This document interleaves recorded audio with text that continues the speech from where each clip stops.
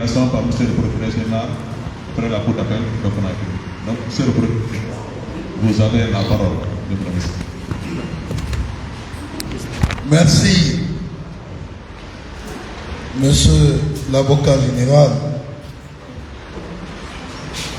monsieur le président de la Chambre nationale des huissiers, chers journalistes de la presse publique et privée, comme à l'accoutumée, la cellule de communication du parquet général se fait le devoir ce matin de porter à votre connaissance un certain nombre d'éléments à partir desquels un communiqué sera lu. Et déjà, on a préparé des copies à l'adresse de la presse. Juste après la communication, la presse peut avoir une copie. Le premier élément, permettez-moi, ça concerne l'exécution des décisions de justice. Mais avant de prendre la parole, je voudrais que si le président national des huissiers a quelque chose à dire, avant que nous passions à la lecture du communiqué, ensuite le représentant de la gendarmerie et de la police, ensuite nous allons terminer par ce communiqué. C'est extrêmement important. Parce que l'objectif recherché aujourd'hui, c'est d'éviter de confondre les acteurs qui interviennent au niveau de l'exécution des décisions de justice. Il s'agit notamment des agents de la gendarmerie et de la police, mais également des huissiers de justice qui, il faut reconnaître, ne font que leur travail, mais en réalité sont confrontés à plusieurs difficultés. Donc, il va falloir d'abord leur donner la parole avant que le procureur ne puisse faire ce communiqué qui va sanctionner leurs propos. Je vous remercie, monsieur le procureur général. Donc, à cet effet, et sans plus tarder, monsieur le président de la Chambre nationale des huissiers de justice, nous allons vous passer la parole pour votre mot de circonstance. Allô?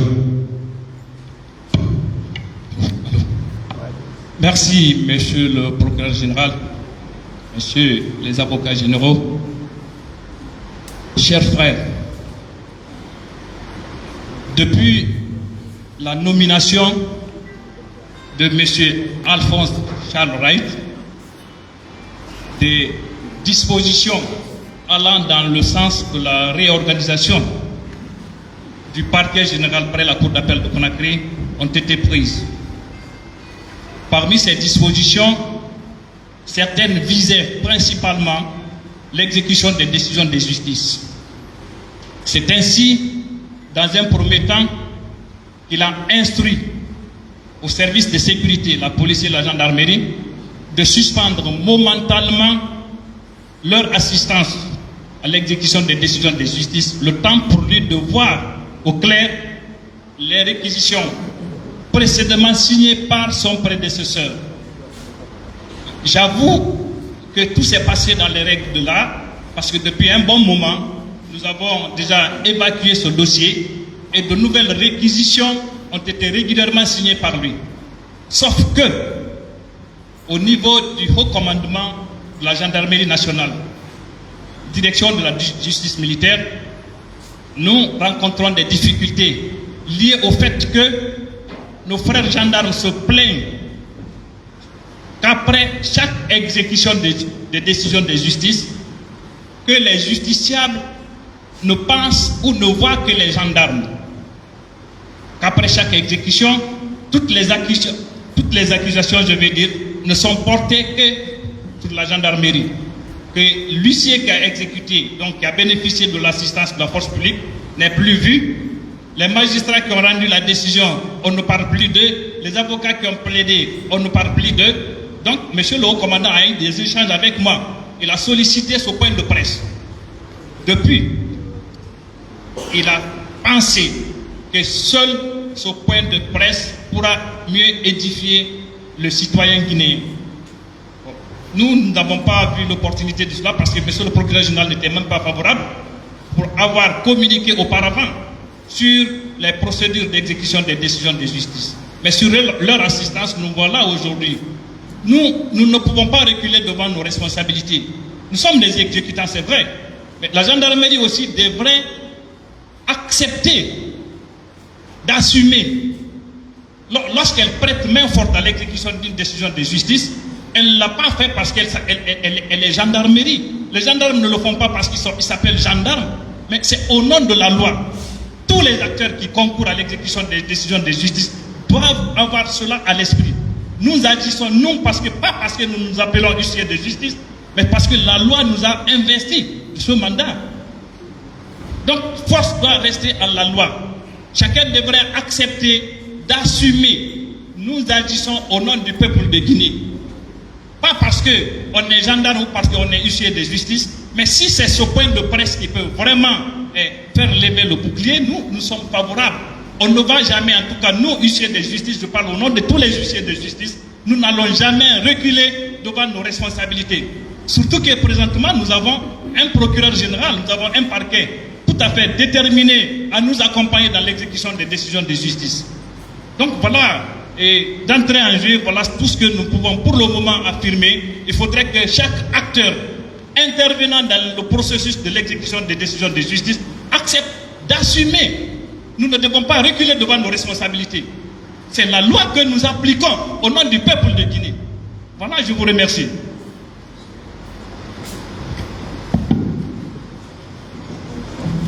Merci beaucoup, Monsieur le Président de la Chambre nationale des huissiers de justice. À présent, nous allons passer la parole au Monsieur le représentant du Haut Commandement de la Gendarmerie nationale pour également sanctionner.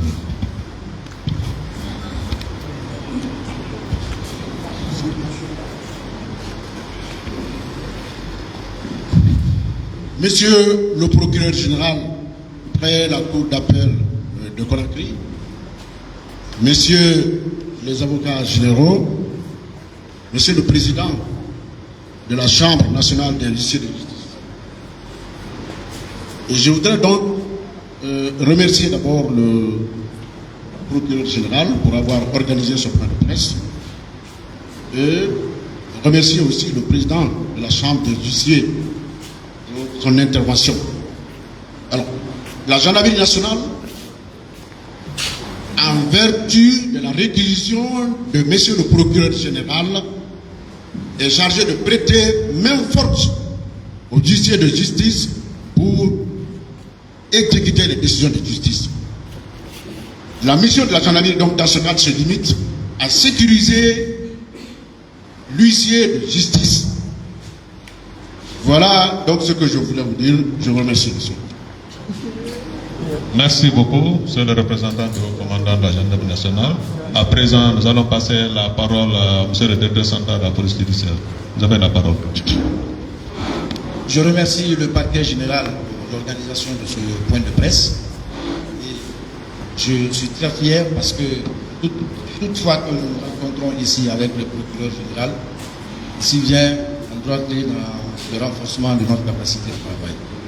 En ce qui concerne l'exécution des décisions de justice, ma qualité d'officier de police judiciaire, je dirais que ça relève de mes prérogatives.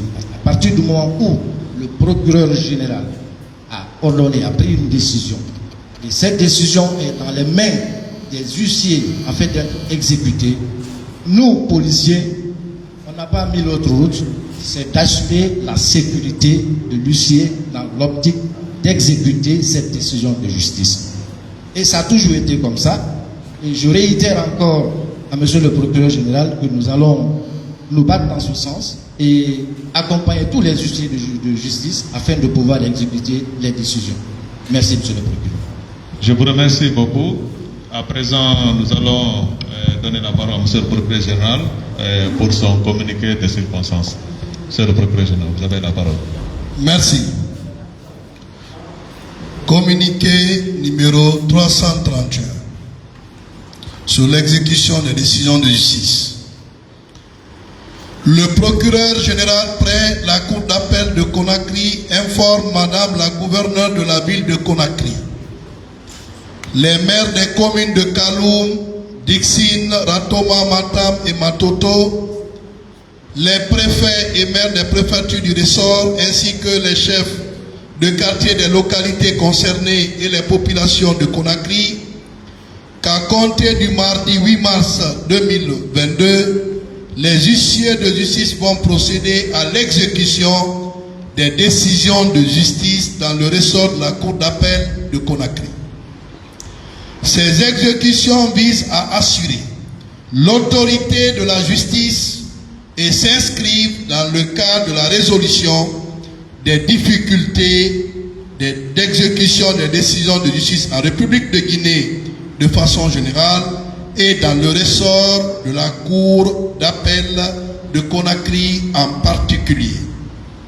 Il faut indiquer que les réquisitions signées dans le cadre de l'exécution des décisions de justice sont relatives à 150 dossiers résultant du travail de la commission en charge du suivi de l'exécution des décisions de justice instituée par le procureur, par le parquet général, suite aux échanges sur les difficultés d'exécution marquées par les ingérences de certaines autorités politiques, administratives, militaires, ayant une conséquence sur le travail des services d'appui constitués de la police et de la gendarmerie, et surtout le travail des huissiers dans le cadre de la dite exécution. Tout en rassurant que ces différentes exécutions s'effectueront conformément à la loi et dans le cadre du respect de l'état de droit, le procureur général près la Cour d'appel de Conakry invite les élus locaux, les sages, les religieux, les autorités administratives à tous les niveaux à la sensibilisation et à la collaboration pour éviter les troubles à l'ordre public à cette occasion. Car les décisions de justice s'imposent aux autorités administratives, civiles, judiciaires et politiques. Il informe par ailleurs que le rôle des services de police et de la gendarmerie consiste à sécuriser l'huissier de justice chargé de l'exécution ainsi que les personnes et les biens sur les lieux de la dite exécution. Il rappelle que la mission d'exécution est dévolue à l'huissier de justice et que toute opposition, résistance avec violence, voie de fait, menace, injure, exercée sur la personne dépositaire de l'autorité publique dans l'exercice de ses fonctions constitue des faits de rébellion et outrage prévus et punis par les articles 666, 658 et suivants du Code pénal. Le procureur général instruit les procureurs de la République des juridictions des localités concernées d'engager des poursuites judiciaires contre toute personne qui se livrerait à de tels agissements. Il invite les huissiers de justice, les officiers et sous-officiers de la gendarmerie, de la police nationale au respect de la loi et à plus de responsabilités dans le cadre de leur mission. Fait au parquet le 7 mars 2022, le procureur général. Voici le premier communiqué qui concerne l'exécution des décisions de justice. Sans transition, nous passons au deuxième communiqué qui nous paraît très important et qui sera d'ailleurs mis à la disposition du média pour informer l'opinion publique nationale et internationale. Communiqué du parquet général et instruction aux fins d'ouverture d'informations judiciaires sur des faits présumés de financement du terrorisme.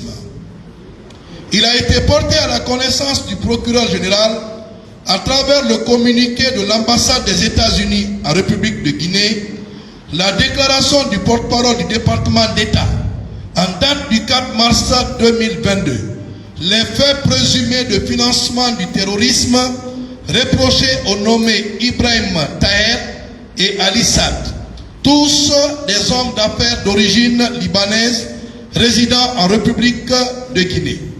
Il résulte du dit communiqué que les mises en cause ont été désignées par le Bureau du contrôle des avoirs étrangers, en abrégé OFAC, du département du Trésor des États-Unis comme des financiers présumés d'une organisation considérée comme terroriste par les États-Unis. En rappel, La République de Guinée est signataire depuis le 16 novembre 2001 de la Convention internationale pour la répression du financement du terrorisme du 9 décembre 1999 qui a pour but le renforcement de la coopération internationale entre les États s'agissant de la mise au point et de l'adoption des mesures efficaces de prévention du financement du terrorisme ainsi que des mesures de répression impliquant des poursuites judiciaires des présumés auteurs. Elle a ainsi ratifié la dite convention le 14 juillet 2003 et l'a mis en œuvre à travers la loi organique L-2021-024 AN du 17 août 2021 portant lutte contre le blanchiment de capitaux et le financement du terrorisme. Au sens de l'article 8 de la dite loi, l'expression financement du terrorisme désigne le financement d'actes terroristes, de combattants terroristes et d'organisations terroristes. Elle désigne comme auteur de l'infraction de financement du terrorisme quiconque, 1. Par quelque moyen que ce soit, directement ou indirectement, délibérément fourni, réuni ou gère des fonds ou autres biens, ou tente de fournir, réunir ou gérer des fonds et autres biens, utilisés en tout ou partie par un terroriste, un combattant terroriste ou par une organisation terroriste en vue de commettre l'une des infractions visées à l'article 6.1 de la présente loi, les articles 307 à 312 et 577 à 579 du Code pénal, et les articles 4, 5 ainsi que 13 à 17 de la loi portant prévention et répression du terrorisme en République de Guinée, ou de contribuer à la commission d'une telle infraction. 2. Quiconque finance les voyages des personnes qui se rendent dans un État autre que leur État de résidence ou de nationalité dans le dessein de commettre, d'organiser ou de préparer des actes terroristes ou enfin d'y participer ou de se dispenser ou recevoir un entraînement au terrorisme. 3. Quiconque participe en tant que complice à une infraction de financement du terrorisme. 5. Quiconque organise seul ou en tant que complice une infraction de financement du terrorisme au sens du présent article ou ordonne à d'autres de le commettre. Sous réserve de ces précisions, il est à indiquer que la procédure applicable à l'enquête, la poursuite, l'instruction et le jugement des infractions de blanchiment de capitaux et du financement du terrorisme est prévue par les dispositions des articles 844 à 854 du Code de procédure pénale, ainsi que des articles 104 et suivants de la loi organique L-2021-024-AN du 17 août 2021 portant lutte contre le blanchiment de capitaux et le financement du terrorisme. Sous le fondement des dispositions de l'article 42 du Code de procédure pénale, le procureur général peut dénoncer au procureur de la République les infractions à la loi pénale dont il a connaissance, lui enjoindre par instruction écrite et verser au dossier de la procédure d'engager ou de faire engager les poursuites ou de saisir la juridiction compétente de telles réquisitions écrites qu'il juge opportunes.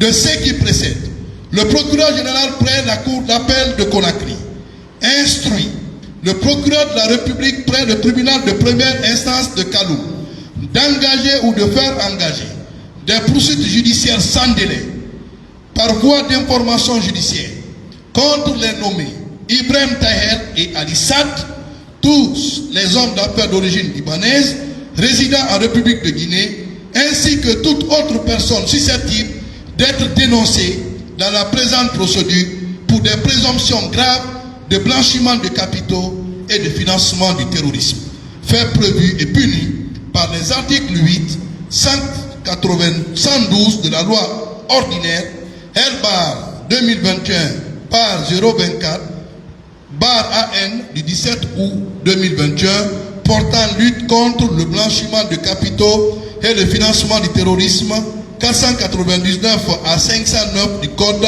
pénal requiert la saisie des biens, des gels des avoirs et toute autre mesure conservatoire à l'encontre des personnes physiques ou morales contre lesquelles l'information judiciaire sera ouverte par voie de réquisition conformément à l'article 10 de la loi ordinaire L-2021-024 AN du 17 août 2021 portant lutte contre le blanchiment de capitaux et le financement du terrorisme et 168 du Code de procédure pénale.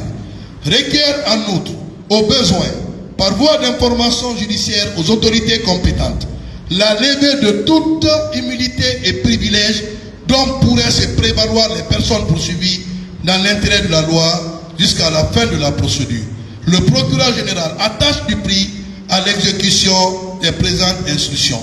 Tel est le message que le parquet devrait passer par rapport à l'ouverture d'informations judiciaires contre les personnes indiquées dans le communiqué.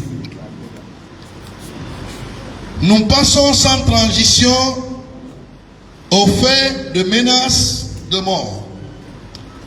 Je ne voudrais pas lire un communiqué dans ce sens, mais je voudrais juste rappeler l'opinion nationale et internationale que mon parquet a été saisi d'une plainte manuscrite de monsieur le procureur spécial près de la CRIEF, M. Ali Touré, portant à notre connaissance des faits présumés de menaces de mort à son encontre. La plainte est ainsi libellée, faite par l'entremise de son conseil Société civile professionnelle SIDRAM. Monsieur le procureur général, Monsieur Ali Touré, procureur spécial près la Cour de répression des infractions économiques et financières CRIEF, domicilié au quartier Ratoma dispensaire, commune de Ratoma, Conakry, élisant domicile à l'étude de son conseil, la Société civile professionnelle d'avocats Foromou Sidram Kamara, avocat associé 6 à l'immeuble d'un premier étage face à la mairie de Dixine, Conakry, vient par la présente porter régulièrement plainte contre X pour des infractions visées en objet, aux fins d'ouverture d'une enquête judiciaire. En effet, à l'aube du 3 mars 2022, le requérant s'est réveillé pour faire des ablutions afin d'accomplir ses obligations religieuses.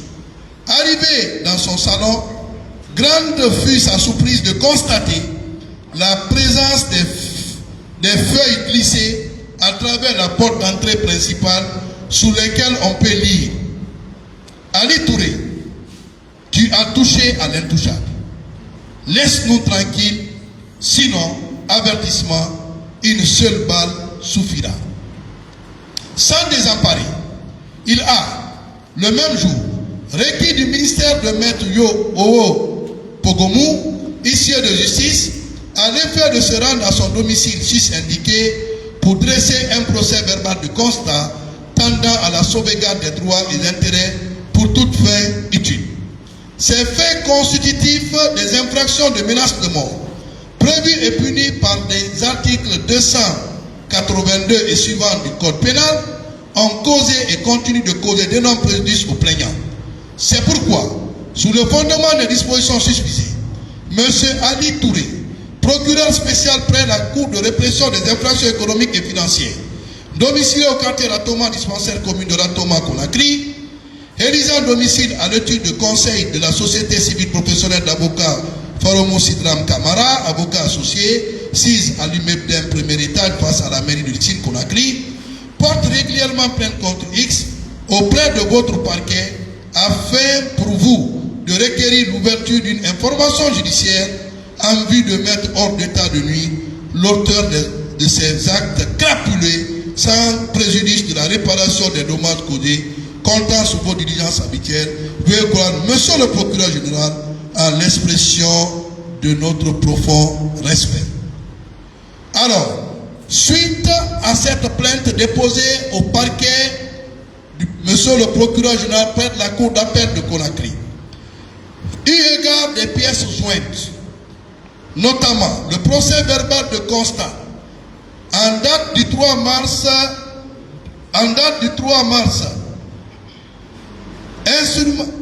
instrumenté par le cabinet d'huissier de justice Maître Owo Pogomou, lequel procès verbal résulte ce qui suit. Déclaration aux fins de la dite réquisition. À la requête de M. Ali Touré, procureur spécial près de la Cour de répression des infractions économiques et financières, lequel expose qu'au petit matin du 3 mars 2022, aux environs de 6 h du matin à son réveil, il a trouvé des papiers qui ont été glissés par des personnes non identifiées sous sa porte d'accès à son salon, sous lesquels sont écrits des mots de menace de mort. Que les mots écrits sous ces papiers étant la preuve des menaces de mort dont il est victime, il me requiert à l'effet de me rendre à son domicile, constater les faits du tout, adresser procès verbal pour toute fin de droit. Maître, je me suis rendu jeudi 3 mars 2022 à 7h48 au quartier Ratoma dispensaire dans la commune de Ratoma, où est situé au 3e étage d'un immeuble l'appartement du requérant, où étant en présence du requérant et de M. Chérif Sidi Mohamed, le gérant de l'immeuble, et constaté ce qui suit. Sous la porte d'accès au salon, j'ai trouvé 6 feuillets sur lesquels sont transcrits ce qui suit. 1. Sur 3 feuillets, on peut lire Ali Touré, tu as touché l'intouchable. 2. Sur 2 feuillets, on peut lire laisse-nous tranquille, sinon avertissement. 3. Sur une feuille, on peut lire une seule balle suffira. Plus rien n'étant, ces opérations de constat ont pris fin à 8h01. Au regard de ces pièces jointes à la plainte, le procureur général adresse à monsieur le procureur de la République près du tribunal de première instance de Dixine ce qui suit. Monsieur le procureur de la République, j'ai l'honneur de vous transmettre pour compétence la plainte en date du 4 mars 2022 formulée par M. Ali Touré, procureur spécial près la Cour de répression des infractions économiques et financières, CRIEF, domicile au quartier Ratoma, dispensaire commune de Ratoma, plainte contre X pour des faits de menace de mort, faits prévus et punis par l'article 282 du Code pénal. Vous voudrez bien saisir à cet effet la direction centrale de la police judiciaire pour enquête préliminaire et compte rendu. Veuillez croire, monsieur le procureur de la République, à l'assurance de ma parfaite collaboration. C'est pour vous dire que nous l'avons appris, puisque vous n'êtes pas en marge de l'actualité, que depuis la mise en place de la Cour de répression, l'opinion nationale et internationale a les yeux rivés sur la Guinée. Tous les magistrats, dans quelques juridictions que ce soit, convaincus de la portée de l'engagement, en conformité avec nos différents serments, ont engagé des poursuites judiciaires à tous les niveaux. Mais ce qu'il faut rappeler, le magistrat dans l'exercice de ses fonctions a besoin de ce qu'on appelle la protection de l'État. C'est fondamental. De ce côté, les mesures sont déjà prises dans le cadre de la sécurité des magistrats qui évoluent au niveau de cette cour. Mais ce qu'il faut retenir comme leçon, c'est que quelque part, l'intention, au-delà de toute forme de procès, de porter atteinte à la vie d'un magistrat est une circonstance aggravante. Parce que c'est dans l'exercice de ces fonctions que ces menaces de mort ont été poursuivies. Lorsque les menaces de mort sont réitérées, soit par un écrit, là on quitte par simple parole. Et ces éléments nous montrent que, à travers les informations recueillies, que ces menaces ont un lien direct avec les procédures qui sont en cours au niveau de la CRIEF. Le procureur général, au nom des magistrats du parquet général, nous restons formels sur un principe. Toute affaire judiciaire obéira forcément les règles de procédure et les droits des personnes poursuivies. Ce qui veut dire aujourd'hui, ça ne sert à rien d'user des entreprises malsaines, malveillantes, pour penser pouvoir dissuader des magistrats convaincus de la pertinence de leur mission pour dire qu'on a gagné sous la justice. La violence n'a jamais eu raison sous la justice. L'abus n'a jamais eu raison sous la justice. Il faut que ces personnes sachent, et c'est le lieu de porter le message plus haut, que le parquet général, en collaboration avec les parquets d'instance, tous les officiers de police judiciaire, de la gendarmerie de la police, œuvreront à ce que la lumière soit faite autour de ces menaces. Puisque c'est une plainte contre X, l'enquête, on n'apprend pas comment enquêter quand une plainte est contre X. Comment ces écrits ont pu atterrir au domicile? À partir de quoi ces menaces ont commencé? Cette question est réservée aux enquêteurs et le parquet aura un regard de surveillance par rapport à cette procédure. Parce que nous le disons que c'est déjà une peine perdue d'oser espérer que ce sont des menaces qui mettront fin aux poursuites judiciaires devant la CRIEF. C'est pourquoi, justement, en parlant de cette CRIEF, le parquet général informe qu'il a pris plutôt 2 réquisitions de transmission de 2 dossiers qu'on va mettre également à votre connaissance. Réquisition au fin de transmission au procureur spécial près la CRIEF pour jugement devant la chambre des appels. Le procureur général près la cour d'appel de Conakry, vu la procédure suivie contre les nommés Paul Moussa Gawara, Inza Bayo, tous poursuivis pour des faits présumés de détournement de deniers publics et complicité, faits prévus et punis par les articles 764,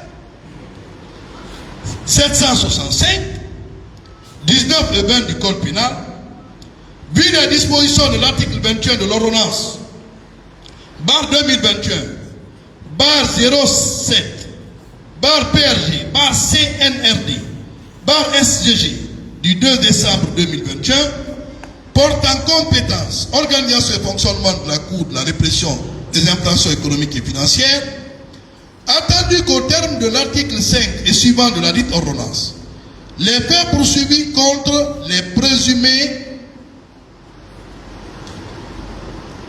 en cours d'examen devant la Cour d'appel de Conakry sont de la compétence de la Cour de répression des infractions économiques et financières. Requiert en conséquence la transmission de la présente procédure au procureur spécial près la Cour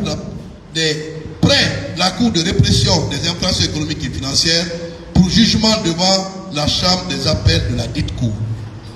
Le dossier désormais contre M. Paul Moussa Gawara et Inza Bayo vont être transférés dès aujourd'hui au niveau de la CRIEF pour jugement. Deuxième réquisition. Le procureur général près la Cour d'appel de Conakry, vu la procédure suivie contre les nommés 1. Sekou Kamara, ancien directeur général de l'Office guinéen des chargeurs. 2. Mamadou Saliou Bari, ancien agent comptable du même service. Tous poursuivis pour des faits présumés de détournement des deniers publics. Faits prévus et punis par les articles 764 et 765 du Code pénal.